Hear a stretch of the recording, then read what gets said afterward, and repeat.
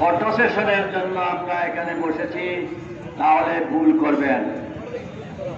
আমরা সুস্পষ্ট ভাষায় এই সভা থেকে জানাইতে চাই যে কেন আজকে আমরা এখানে বসছি, এই বিষয়ে পরবর্তী নেতৃবৃন্দরা রাখতে সুবিধা হবে। শুধু কেন আমরা এখানে আজকে বসছি, আপনারা জানেন আজ থেকে 16-17 বছর আগে, যে 16-17 দিন আগে আমরা এখানে সমাবেশে বক্তব্য রেখেছিলাম। হযরত শাহজালাল মুজাহিদ এমনি রহমতুল্লাহ আলাইহির মাজার প্রাঙ্গণ থেকে এসে আমরা কোর্ট পয়েন্ট আমরা একটা সভা করেছিলাম। সেই সভা থেকে আমরা আলটিমেটাম দিয়েছিলাম 15 দিনের। সেই 15 দিনের মধ্যে সরকার আমাদের দাবি কি পর্যায়ে কতটুকু করলেন সে বিষয়ে জানার পর আমরা আপনাদের সামনে হাজির হব। আজকে 17 দিনের মাথায় আমরা আপনাদের সামনে হাজির হয়েছি। 15 দিন পর আমরা কিন্তু বিভিন্ন পর্যায়ে আমাদের যারা এই সিলেট আন্দোলনের সাথে যারা সম্পৃক্ত তার সকলকে নিয়ে আমরা পরামর্শ করলাম। সেই পরামর্শক্রমে আমরা আজকের এই অবস্থান জন্ম করলাম। এত তাড়াতাড়ি আমরা যে একটা শক্ত অবস্থান জন্ম করতে গেলাম তার পিছনেও আমাদের কিছু বক্তব্য রয়েছে। কারণ আপনারা জানেন নভেম্বর মাস শেষ করলেই ডিসেম্বর মাসের প্রথম সপ্তাহে হয়তো বা ডিসেম্বর মাসে আমাদের সাধারণ নির্বাচনের তফসিল ঘোষণা হয়ে যাবে। যখন সাধারণ নির্বাচনের তফসিল ঘোষণা হবে তখন সকল উন্নয়ন কর্মকাণ্ড স্টপ হয়ে যাবে। তার মানে আমাদের এই দাবিগুলো আগামী 2 বছরেও আমাদের এগুলা পূরণ হবে না।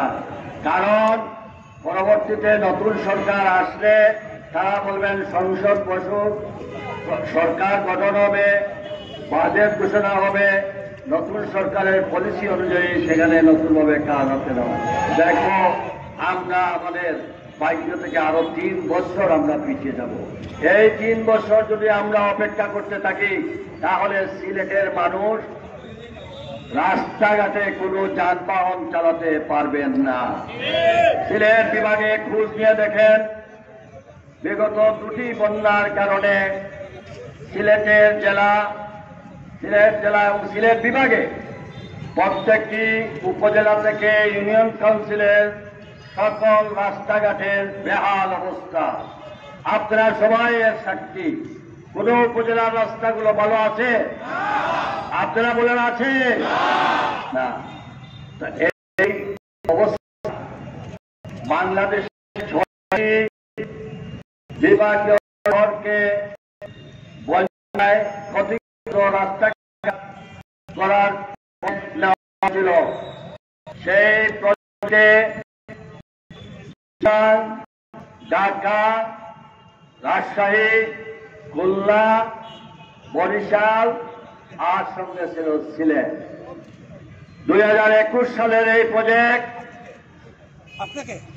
2021 সালের এই প্রজেক্ট খুলনা, বরিশাল, অথচ একই সঙ্গের প্রজেক্টে সিলেটের প্রজেক্ট এখনো আলোর মুখ দেখে নাই। এই নিয়ে তারা বারবার পিএসি মিটিং সভা ফাইনাল করে যখন মন্ত্রণালয়ে যায় তখন মন্ত্রণালয় থেকে বলা হয় টাকা কমিয়ে পুনরায় উপস্থাপন করেন।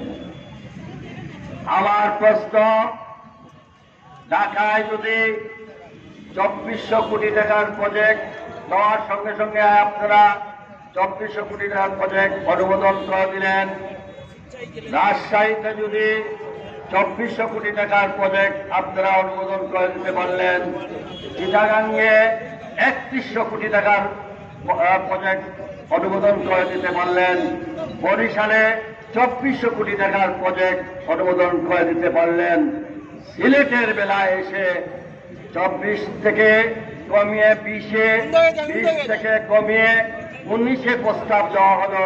সেটাও গত 28 তারিখ আবার ফেরত পাঠানো হলো। বললেন যে এটা আরো কমিয়ে। কেন এই বিদ্বেষ সিলেটিদের জন্য? আমরা জানতে চাই এই সিলেট বিদ্বেষী কর্মকর্তারা কারা? তারা বারবার এই প্রজেক্টগুলোকে ফিরিয়ে দিয়ে সিলেটের মানুষের সঙ্গে বিমাতাসুলভ আচরণ করছেন। তাদের বিরুদ্ধে আজকে আমাদের অবস্থা।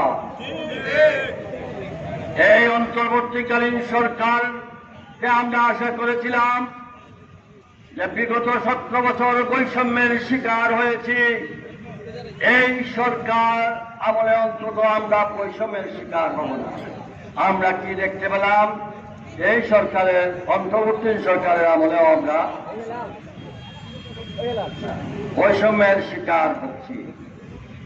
এই সরকারের আমলে আমরা সিলেট ঢাকা সিলেট একটা ট্রেন চালু অর্ডার করা হয়েছিল পর্যটন নগরী হিসাবে। সেই ট্রেন বাতিল করে চট্টগ্রামের দিকে দেওয়া হয়েছে। আজকে আমরা যোগাযোগের ব্যবস্থায় বাংলাদেশের সব অঞ্চলের রেলওয়ের ডাবল লাইন করা হয়েছে। কম্পার্টমেন্টগুলোকে দেখেন, ভালো ভালো কম্পার্টমেন্ট দেওয়া হয়েছে। আমাদের এখানে মাত্র 2টি, তারপরেও কম্পার্টমেন্ট কম, তার মানে কালোবাজার এই টিকিট আমরা পাই না। সব কিছু মিলিয়ে ঘন ঘন দুর্ঘটনা ঘটে, আমাদের এই রেল লাইনের উন্নতি হয় না। আমাদের রেল লাইনে কোনো প্রত্যেকটা প্ল্যাটফর্মে গিয়ে দেখেন কোনো সভ্য দেশে বাংলা জিনিসও একটু সুন্দর পরিচ্ছন্ন হয়ে রাখা হয়। এখানে গ্রামের গরুঘর থেকেও আরো বাজে অবস্থায় রাখা হয়েছে এই প্ল্যাট। এখানে মেনটেনেন্স নাই। সিলেটের বেলায় বসলেই বলেন আমরা টাকা পাই না, অথচ বিভিন্নভাবে আমাদের শুধু রেলওয়ে নয়, আপনাদেরকে আরেকটি প্রমাণ দেখাচ্ছি। আপনারা এই নগরের প্রত্যেকটি ওয়ার্ডের বাসিন্দা ম্যাক্সিমাম এখানে উপস্থিত আছেন। আপনাদের খাবার পানির ব্যবস্থা নাই। সেই পরিমাণ পানি আমরা সিটি কর্পোরেশন থেকে সরবরাহ করতে পারি না। তার কারণ ওয়াটার ট্রিটমেন্ট প্ল্যান্ট কুশিঘাটের যে ক্যাপাসিটি সেটা মাত্র 25% থেকে 30% আমাদের পানি সরবরাহ করা হয়।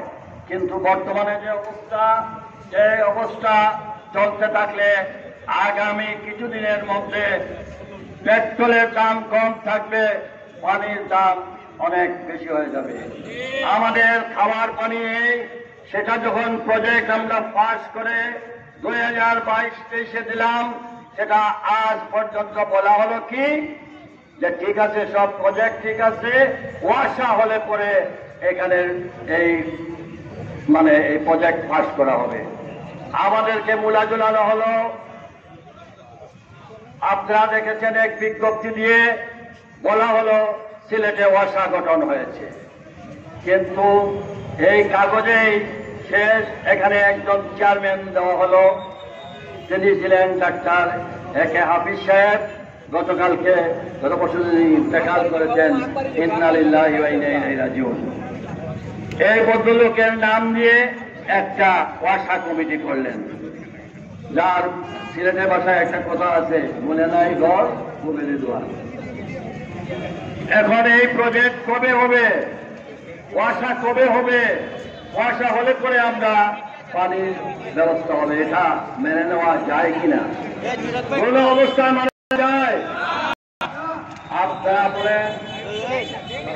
আমাদের দাবি ছিল ওয়াসা হলে পরে সিটি কর্পোরেশনের যে পানি শাখা সেটা ওয়াসা প্রজেক্টটা বন্ধ করলেন। আমরা জানতে চাই আমাদের অবস্থা, ব্যবস্থা, পরিবেশ এখানে এখানে সে কিছুতে সে বলে পরিবেশের দাবি, পরিবেশের দাবি নিচে আসছে।